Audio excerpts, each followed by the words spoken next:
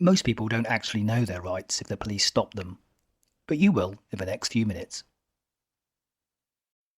A police stop is when an officer asks you questions, stops your vehicle, or searches you. You have rights, and the police must follow strict rules.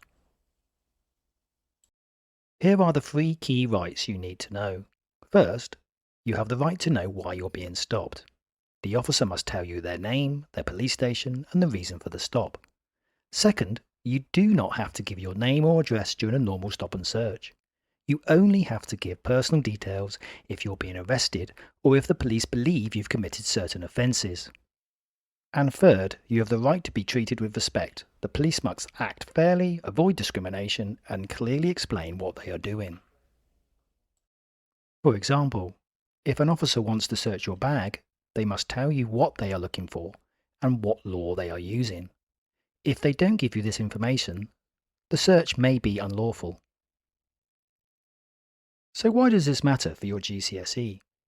Because exam questions often ask you to explain your rights or describe police powers. If you can name these 3 rights, knowing the reason, not giving details, and being treated fairly, you'll score good marks.